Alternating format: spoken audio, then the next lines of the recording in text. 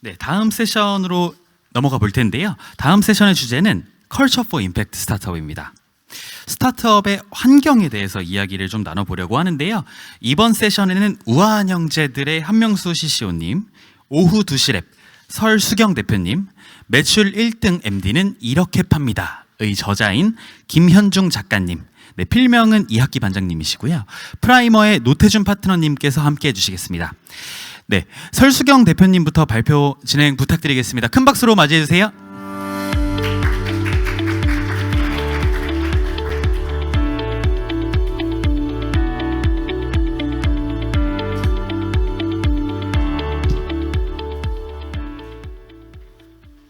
안녕하세요. 오두시랩의 설수경입니다. 사실 제가 두 번째 세션으로 알고 있어서 조금 마음을 놓고 있었는데 갑자기 확 순서가 바뀌었네요. 긴장이 됩니다. 사실 저희 회사는 아직 많이 못 들어보셨겠지만 아직 듣보 아까 신재명 대표님하고 박정진 대표님께서는 회사 소개를 되게 멋있게 해주셨는데 저희는 이제 막 시작하는 마음으로 네, 대응하고 있는 회사입니다. 사실 욕심을 담아서 자료에 되게 많은 걸 담아보려고 했는데요. 이번 제 발표 때는 그 패널 토의에서 전달하지 못하는 저희 회사, 어떤 회사인지 가볍게 소개해드리는 웜업 자리 정도로 진행해 보려고 합니다. 오후 2시 랩이라고 회사 이름을 정하다 보니까 가장 많이 듣는 질문이 왜 오후 2시 랩인가요? 인데요. 저희는 그 회사 사명에 저희가 가져가고 싶은 비전이나 마음을 담아보고자 했습니다.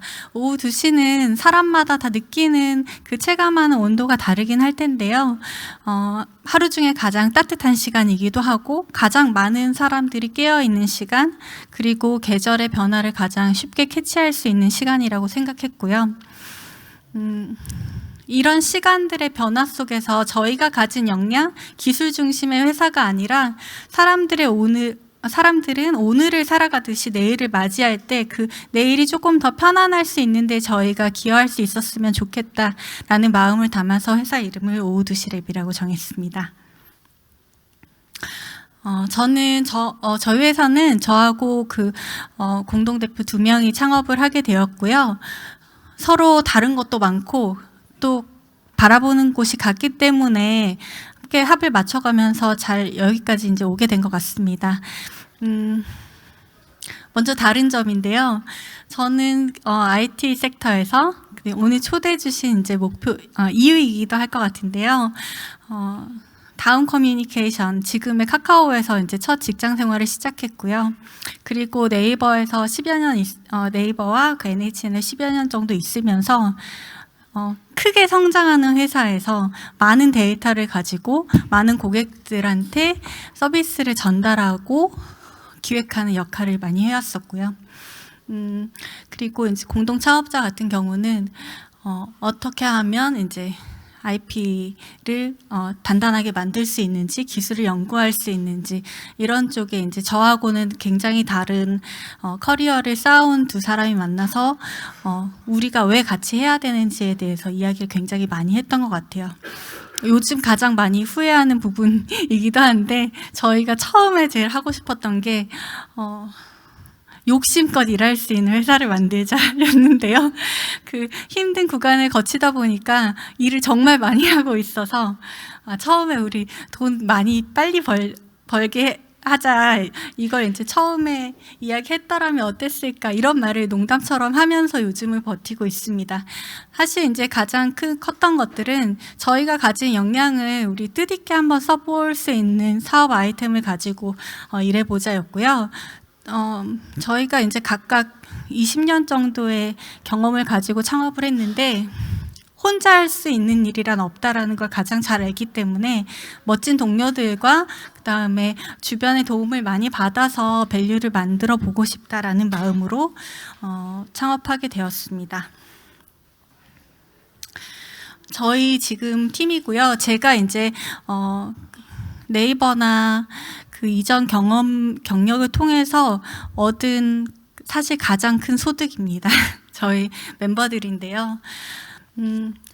다들 이제 큰 회사에서 저와 이제 한 번씩, 두 번씩 합을 맞춰보면서 저는 이런 게 가장 좋았던 것 같아요. 큰 서비스를 만들면서 내가 집중해서 만들면 나도 할 수 있구나라는 그 성공 경험을 함께 나눴던 멤버들이고, 그래서 우리가 마음을 맞춰서 만들 수 있을 때 더 좋은 걸 만들 수 있다라는 마음이 있는 사람들과 이제 함께하고 있습니다. 저희는 그래서 그 기후변화를 지속 가능한 기술로 해결해 보고자 하는 스타트업입니다. 그래서 저희가 이제 농담처럼 이제 쓰는 말인데요. 지구의 내일을 내일로 삼아서 만들어 보자입니다. 저희 회사는 그래서 저희가 잘할 수 있는 거 데이터로 밸류를 높이는 일이고요. 저희가 다루는 데이터는 탄소 관련된 데이터입니다. 그래서 서비스 이름은 그린플로라는 서비스로 저희 회사의 지속 가능을 만들기 위해 노력하고 있고요. 이런 활동들은 저희가 선언하는 것뿐만 아니라 외부의 기관이나 그다음에 함께 만들 수 있는 환경을 만들어가기 위해서 이니셔티브 활동도 열심히 해가면서 증명받고 있습니다. 네, 여기까지 진행합니다. 감사합니다.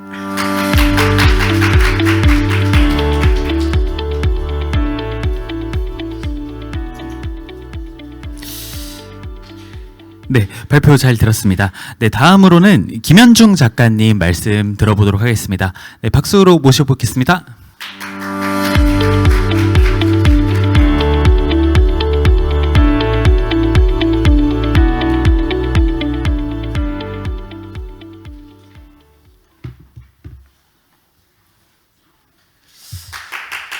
네, 반갑습니다.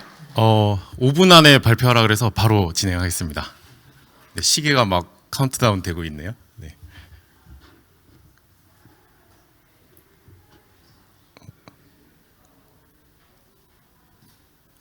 잠시만요.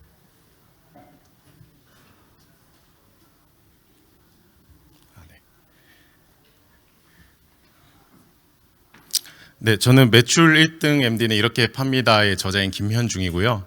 저는 지난 14년간 쿠팡과 이랜드에서 온오프라인 MD로 일하면서 탑 매출을 찍어본 세일즈 전문가이기도 합니다.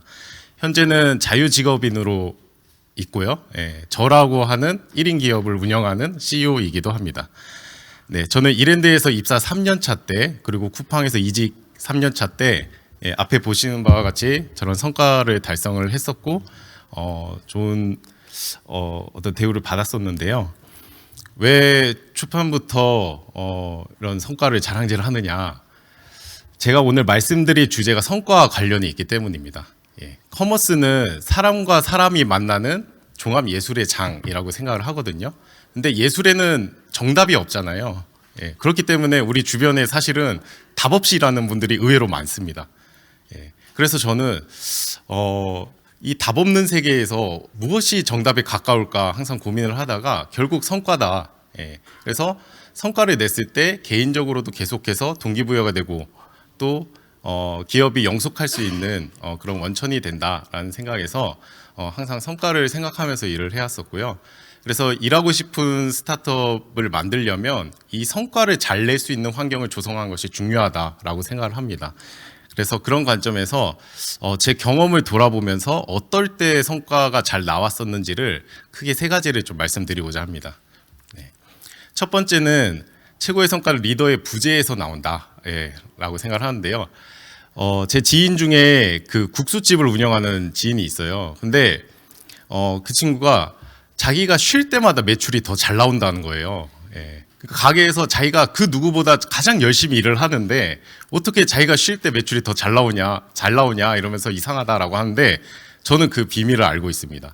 제가 앞서 말씀드린 저의 성과를 달성했을 때가 제가 바로 팀장 대행이었을 때였거든요.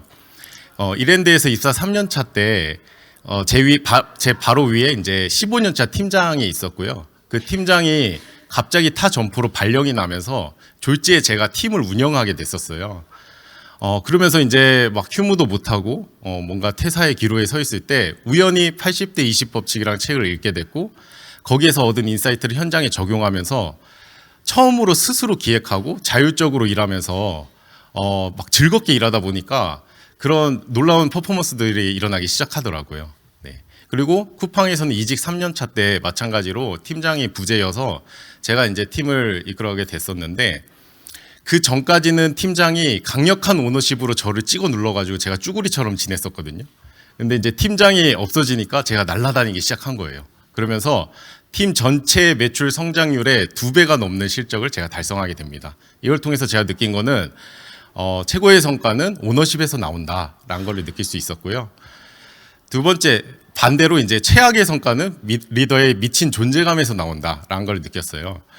그래서 직장인들이 함께 일하기 싫은 리더의 유형 3가지가 뭔지 아세요?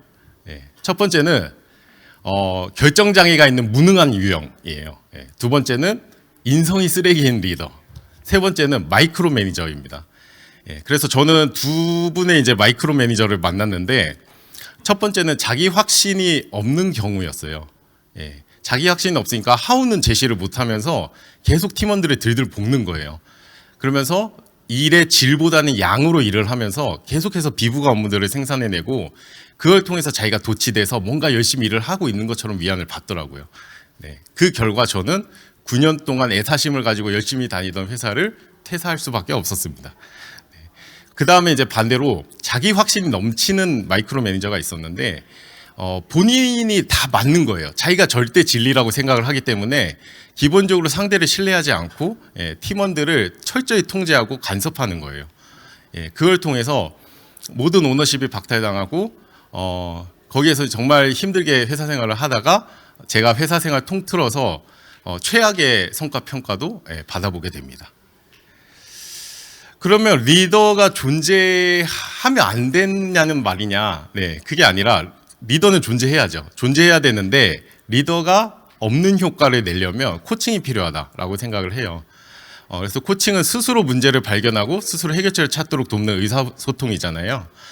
그래서 이제 맥킨지 코칭 프로그램에 보면 이 의지와 기술 매트릭스가 있는데 이 팀원의 이 조직원들의 어떤 능력에 따라서 이 코칭의 4가지 코칭 기술을 언급을 합니다. 그래서 기술과 의지가 높은 팀원의 경우에는 위임을 하는 거죠. 그래서 스타트업에서는 이 위임할 수 있는 인재를 애초에 처음부터 잘 뽑는 게 중요하다고 생각을 합니다. 네. 결국 저는 이제 사람이 답이라고 생각을 하는데 스타트업은 기울어진 운동장에서 경쟁을 해야 되잖아요. 그렇기 때문에 남들처럼 해서는 살아남을 수가 없습니다.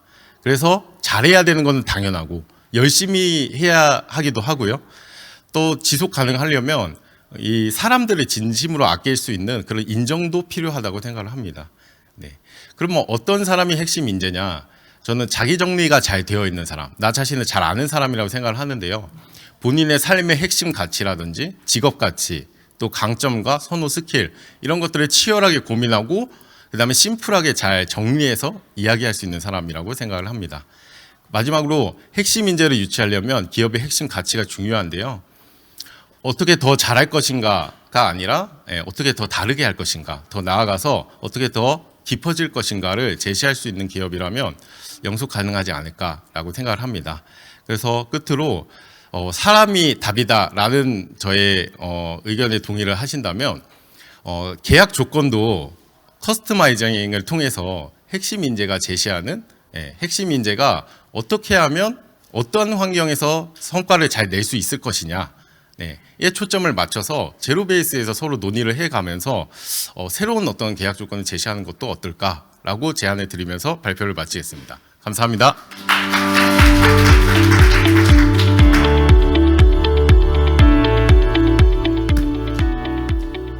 네, 성과에 있어서 결국 사람이 답이라고 말씀해주신 작가님 좋은 말씀 잘 들어봤습니다. 네, 다음으로는 저희 노태준 파트너님 발표가 있겠습니다. 앞으로 잘해주시면 감사하겠습니다.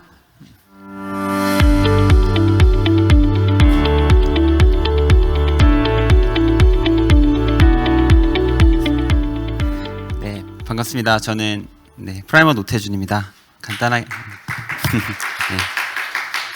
프라이머에서 투자 결정하는 4명의 파트너 중 한 명이고요. 아까 발표하셨던 권도균 대표님과 저와 이제 백이용 이기아 대표님 이렇게 4명이서 투자를 하고 있습니다. 간단하게 소개를 드리면은 저는 9년 전에 모두의 캠퍼스라는 회사를 창업해서 이제 그때는 학생 신분으로 여기 카이스트 임팩트 MBA 소속으로 교수님들께 많이 배웠었고요.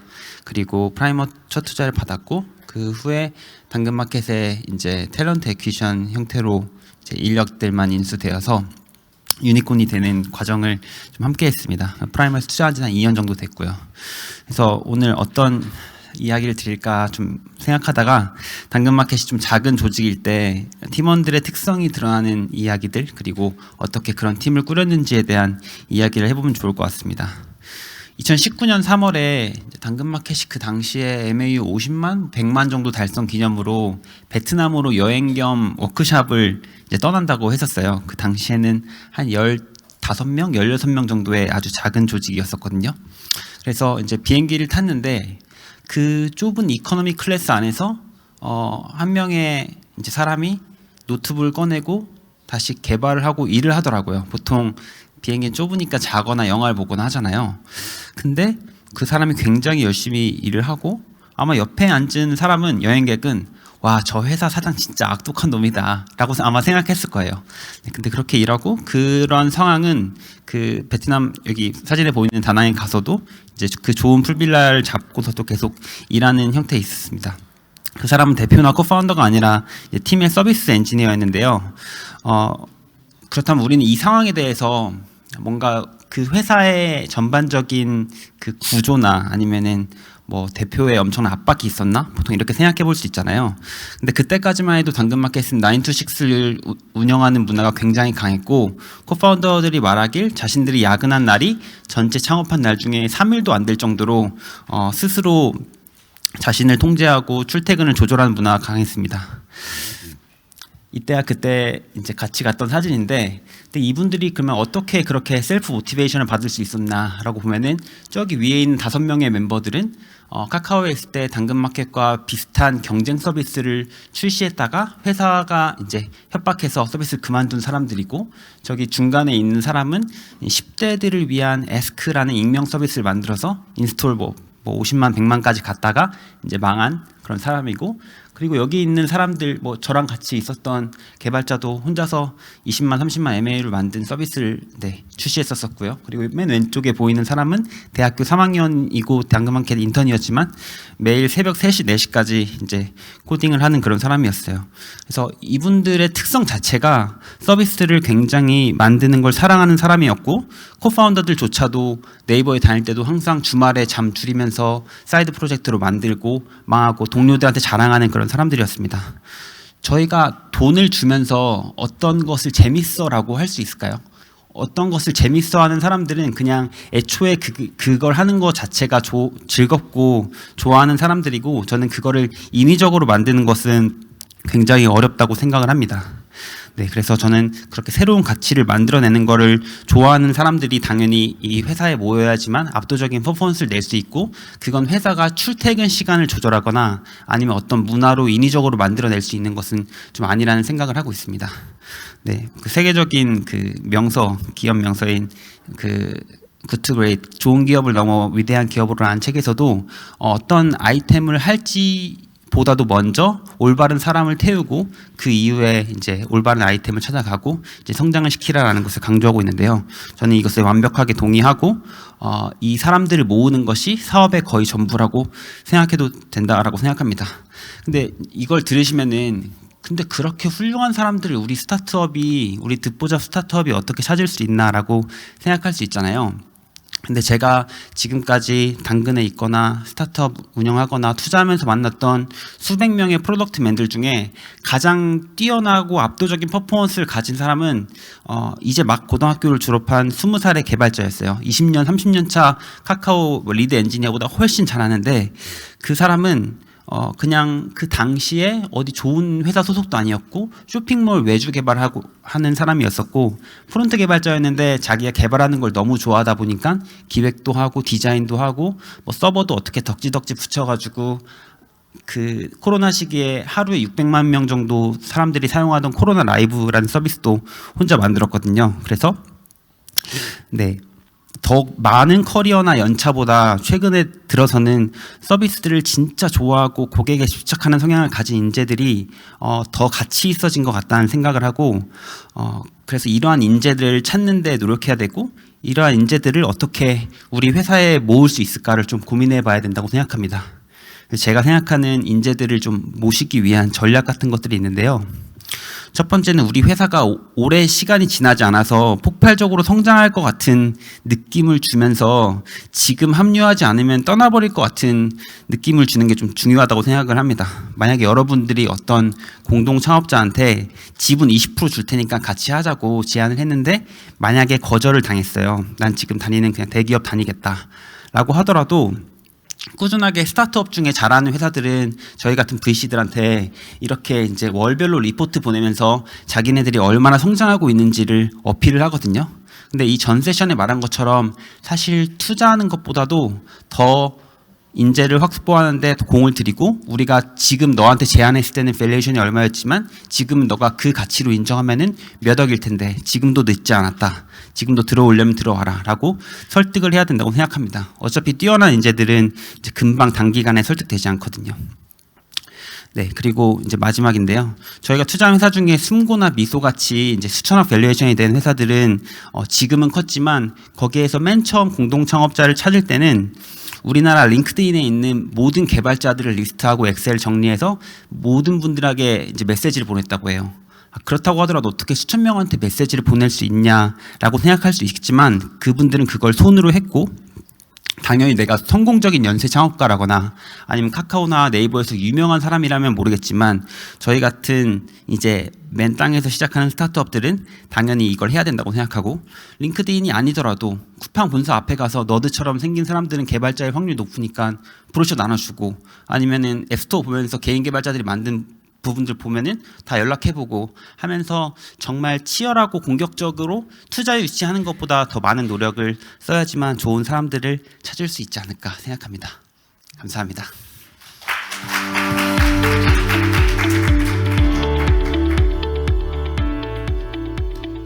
네, 경험에 기반한 인재 모으기 후기 내지는 앞으로 링크드인에서 1000명 보내기 같은 좋은 인사이트풀한 대화 나눠봤습니다. 네, 다음으로 마지막으로는 한명수 CCO님 발표를 들어볼 텐데요. 네, 큰 박수로 모셔보겠습니다.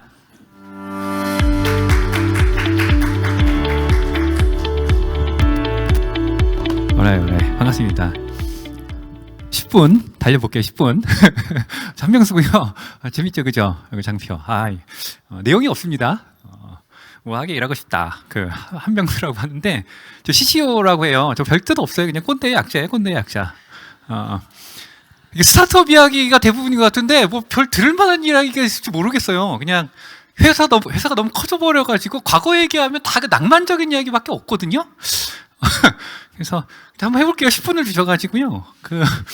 파리가 있나? 이게 회사가 이제 지금 조직화가 돼가지고. 그냥 회사에서 시키는 거 하고 있고 C등급에 뭐 C레벨이라고 하고 있는데 그 계약직이거든요. 고용 불안정을 이렇게 즐기면서 그 C레벨이 여러 개가 있어요. 뭐 CFO, CMO, 뭐 CO 강력해 그냥. 저는 제일 이제 힘없는 그냥 핫바리. 옛날에는 좀 재미를 봤는데 뭐 크리에이티브 뭐 이제 아직도 회사 굴러가요 요즘에. 어쨌든 회사에서 이것저것 일을 하고 있는데요. 오늘 뭐 조직 문화 이야기를 해달라고 그래서 좀 할게요. 이걸로 먹고 삽니다. 앱나브랭이. 개발자가 한 1100명 갈려 들어가 있고, 아주 고생이 많아요. 아주. 배달비 빵 와서는 아주 힘듭니다. 회사가 있어요, 회사가. 이게 예전에 막 스타트업 할 때 막 이렇게 해놨던 건데, 이걸 이제 아티팩츠라고 해요, 인공물. 뽀데나라고 한 건데, 저기 배민 라이더 스프레시 저거 좀 웃기지 않습니까? 저거 다 망한 거예요, 저거 다. 망하면 이렇게 바꾸면 돼요. 지금 배민 로봇 좀 하고 있고, 저걸 계속 바꾸고 있습니다. 막 갈려나가고 있고, 환경미화 하고 있는데요. 저 오른쪽에 있는 배달의 민족만 아직 안 망했어. 캐시카우. 제가 입사했었던 그 9년 전에 한 100여 명 정도 있었는데, 제가 아직 안 잘렸는데, 지금 한 2,200명 돼서 아주 징그럽습니다. 아주 징그러워요. 뭐 어쨌든 뭐 운이 좋아가지고 살아남았다. 뭐 이제 이런 거고. 제가 입사했었던 그 2015년에 그 한 100여 명이 2017년에 500명이 됐어요.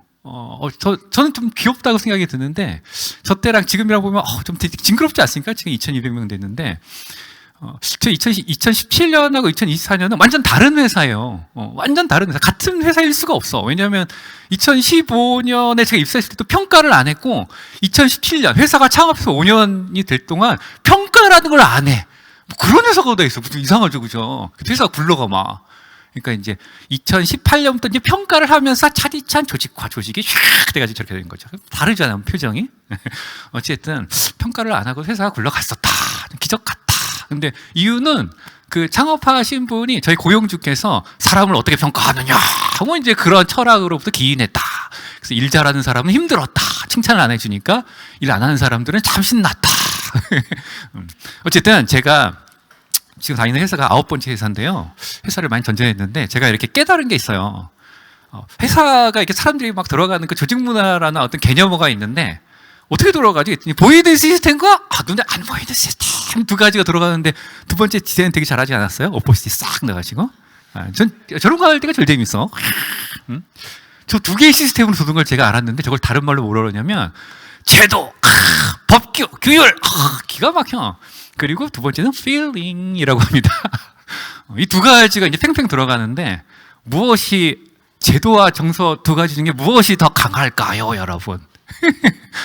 답은 시간만 많으면 막 퀴즈 내고 상품 주고 이러면 되게 재밌는데 막 제도야 정서야 막 이러는데 답은 정서, feeling. 압도합니다. 제도를 잡아먹습니다. 이유는 나중에 설명 좀 하면 돼요. 예를 들면 여러분 회사에 가가지고 인사하잖아요. 우리 안녕 이러고 그러고 인사 그냥 막 이게 일일까요, 아닐까요? 그러니까 이런 게 저는 되게 중요한 것 같아요. 이게 감각의 영역이에요. 이 경영인지 아닌지 모르겠지만 저희 회사 이제 저런 게 끄트머리에 붙어 있거든요. 얼핏 보면 안 보이는데 가만히 멍 때릴 때 보여요.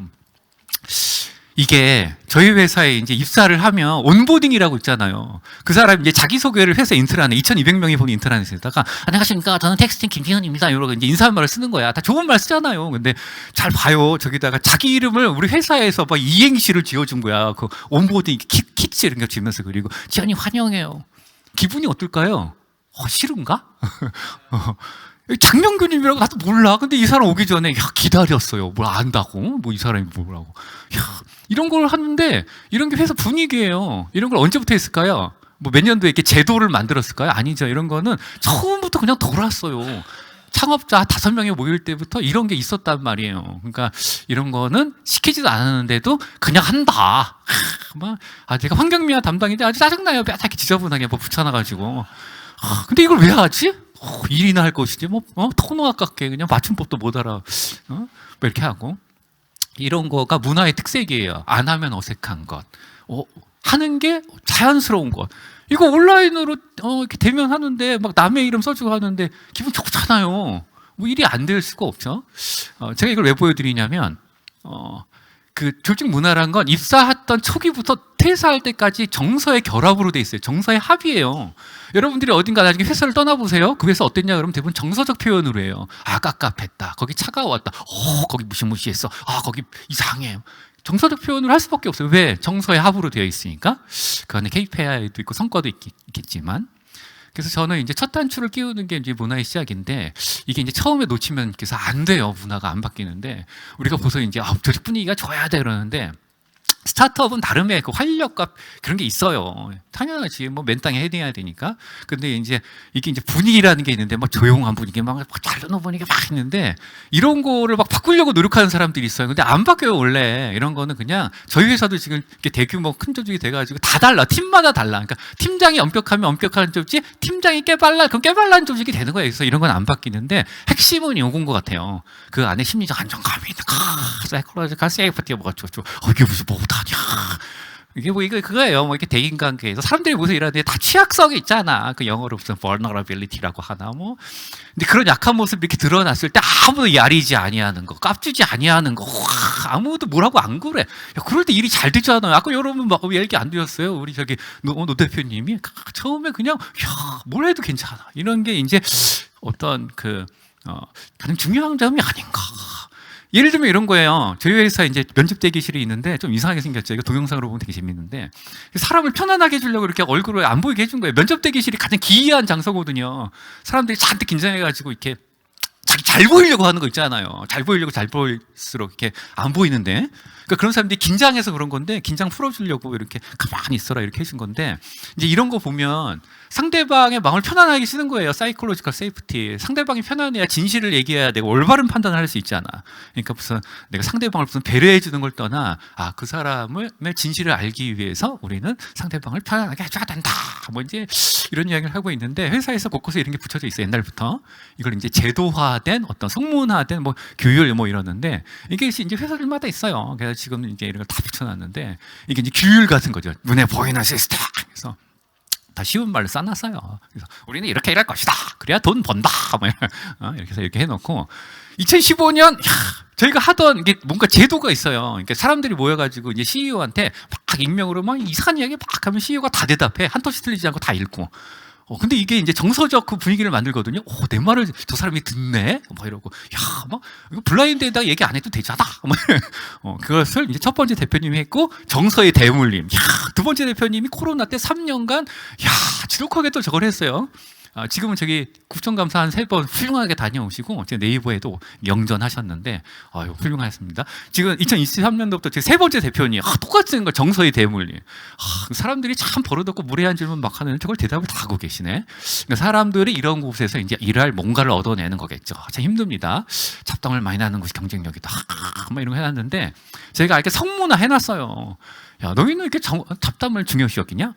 그게 우리의 조직을 성장시키는 아주 원동력인 것 같아. 막 이런 거. 그러니까, 이게 어떻게 보면은 처음에 이 회사를 맡는 사람의 어떤 정서적 감각인 것 같아요. 마음의 합을 맞추고 일을 편안하게 집중할 수 있는 것은 어디로부터 시작되는가? 그러니까 이제 이런 것들을 회사에 가장 중요한 3번째로 리스트를 올려놓고 이걸 실천하는 거죠. 하나. 되게 어려운 말이 있어요. 그러니까 에드거 샤인이라고 이게 제가 문자로 배운 스승, 조직 문화의 대가.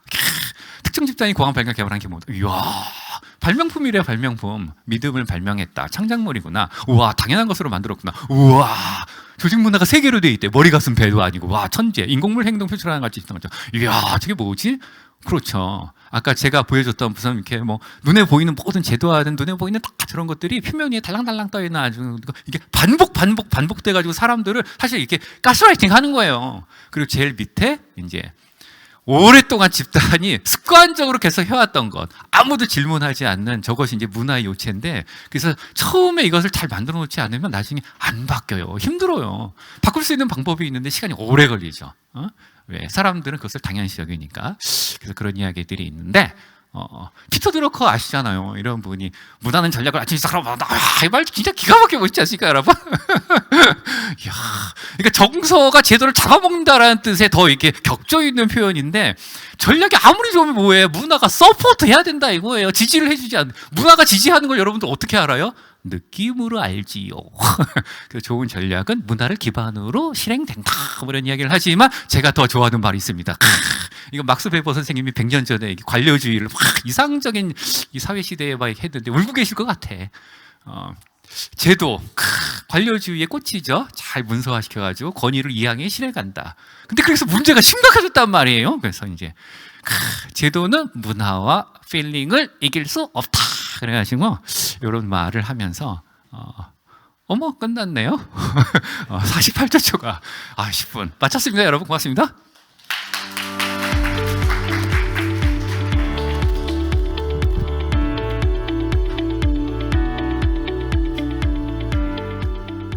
네, 한명수 CEO님까지 4분의 발표를 이어서 잘 들어보았습니다. 네, 이제 다시 모더레이터로 나서주실 김문구 교수님과 함께 패널 토의를 진행해 볼 텐데요. 발표해주신 4분과 함께 무대 강단으로 올라주시면 감사드리겠습니다. 네, 훌륭하신 연사분들의 발표 잘 들었습니다. 한 분 한 분 따로 세션을 만들어서 또 진행하고 싶은데 시간이 지금 12분밖에 남지 않았다는 게 너무 가슴이 아프네요. 오늘 아까부터 계속 말씀드리고 있지만 정말 위기의 시절이잖아요. 위기의 계절이잖아요. 이런 상황에서 부트스트래핑, 그러니까 돈을 어떻게 버는가, 아니면 돈 없이 어떻게 버티는가도 중요하지만 계속 이제 스타트업 대표님들이 고충을 토로하시는 것은 인재들이 빠져나가는 것, 인재들을 해고해야 되는 것, 그리고 적은 인재로 더 큰 가치를 만들어내야 하는 것을 이제 많이 말씀하고 계십니다. 그런 상황에서 한 인재가 3사람, 4사람, 10사람의 몫을 감당해 줄 수 있다면 정말 좋을 텐데 어떻게 그런 탁월한 인재들을 영입할 수 있는가에 대한 이야기를 해보려고 오늘 네카라쿠 베당토 출신의 이제 기업가분들 혹은 전문가분들을 모시게 됐습니다. 여기 오후 2시랩의 설수경 대표님께서는 네이버 카카오 출신이시고 라는 없고 쿠팡 출신 김현중 작가님을 모셨고 우리 배달의 민족의 아이콘 한명수 상무님을 모셨고 당근 출신의 우리 노태준 파트너님, 또 우리 임팩트 MBA 자랑스러운 동문 노태준 파트너님을 모셨습니다. 이 네 분께 어떻게 인재들, 정말 돈으로는 꼬실 수 없는, 한 번 만나서는 꼬실 수 없는 한 사람이 5명, 10명의 몫을 하는 그런 인재들을 유치하고 또 유지할 수 있는지에 대한 이야기를 10분 동안 나눠보도록 하겠습니다. 먼저 우리 한명수 상무님은 저한테 제가 그래도 학교 생활을 직장으로서까지 한 20년 정도 한 것 같은데 저한테 인생 강의를 들려주신 분 중에 한 분이시거든요. 우리 한명수 선생님께 여기 다른 연사분들과 청중분들로부터 저희 질문을 한번 받아보려고 합니다. 먼저 우리 혹시 즉흥적이지만 연사분들께서 한명수 선생님께 드리고 싶은 질문이 있으실까요? 3초 드리겠습니다. 3, 2, 네, 작가님.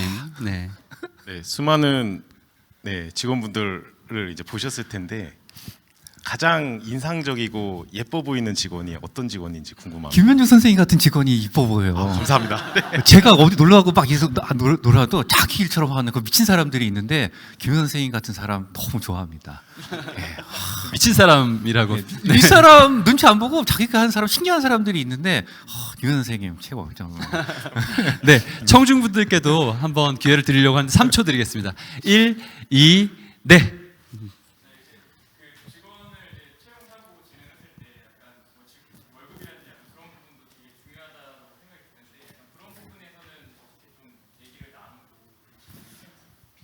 회사 사람 뽑을 때요. 옛날부터 저희 회사 뽑는 그 뭔가의 그 암묵적 기준이 있는데 뭐냐면요. 감동을 주지 이렇게 딱 봤을 때 느낌 있잖아. 긴가민가 하는 느낌이 들면 무조건 탈락. 무조건 탈락. 긴가민가 하는 느낌은 그 채용할 때 그게 이제 결국에는 감으로 느끼는 건데 아닌가 긴가 하면 올리지 말라고 그래요. 그런 사람들은 확신이 없고 그렇거든요. 그리고 수습기간도 있긴 하지만 그래서 진짜 사람을 뽑을 때 제일 위험한 게 조급함이잖아요. 당장 일손이 부족해가지고 이 사람 있으면 일이 나아지겠다 해서 뽑은 사람들은 거의 망해요, 진짜. 그래서 조급함이 아니라 진짜 훌륭한 사람인가 아닌가가 1단계, 2단계, 3단계 올 때 이게 확신으로 있는 것 같아요. 근데 그 확신이 어디서 나오냐면 그 사람이 진실을 얘기해야 되거든요. 그러니까 진실을 얘기하지 못한 상태에서 괜찮네라고 뽑으면 다 망하는 것 같아요. 그게 제가 회사에서 배운 거예요. 옛날에 제가 많이 실패를 해가지고. 네, 감사합니다. 이 세션 1-1에서 모셨던 권도균 대표님은 이렇게 말씀하셨습니다.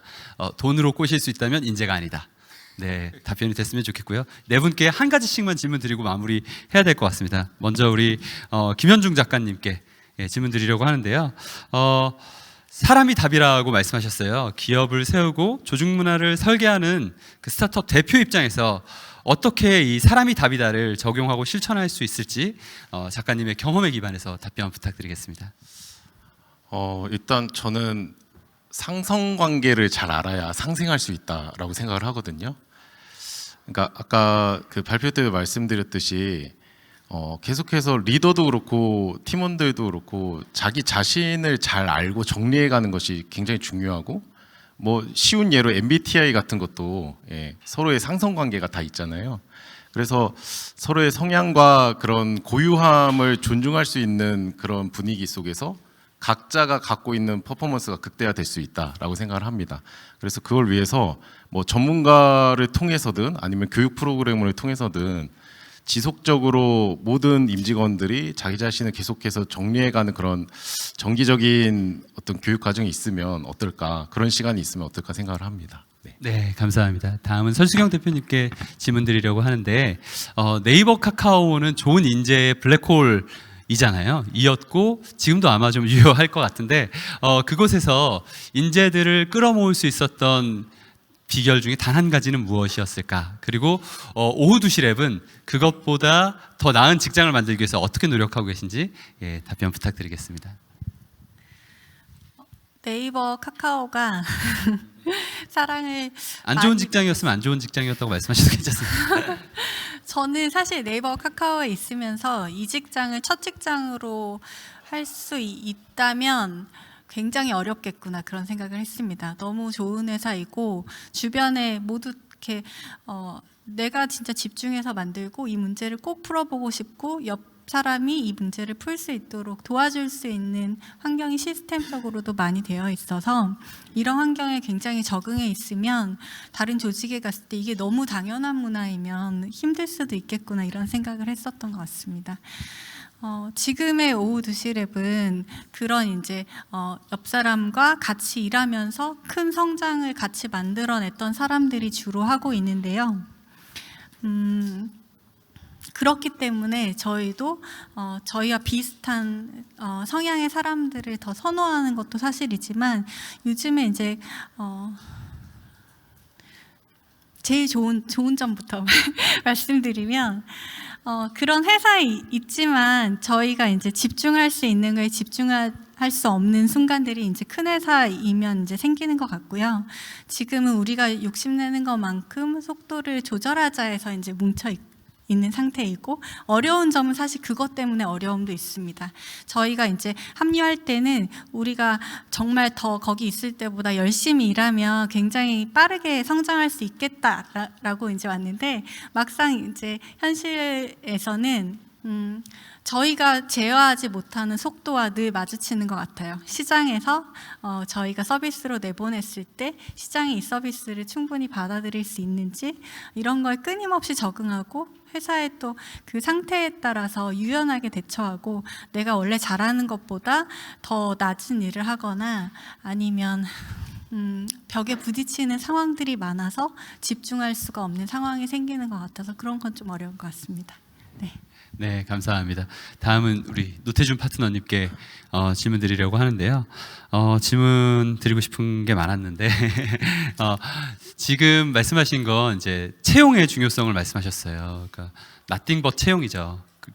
그리고 사람 어디로 갈지보다 어떤 사람을 태울지가 더 중요하다고 이제 굿투그레이트에서 얘기하고 있고, 하지만 또 뒷부분에 보면 이 훌륭한 사람들을 뽑아서 어떤 규율 있는 문화를 만드는지도 중요하다고 이야기하고 있거든요. 그래서 혹시 훌륭한 사람들을 모은 다음에 이 사람들이 하나가 되어서 일을 하게 할 때 무엇이 필요한지에 대한 의견 부탁드리겠습니다.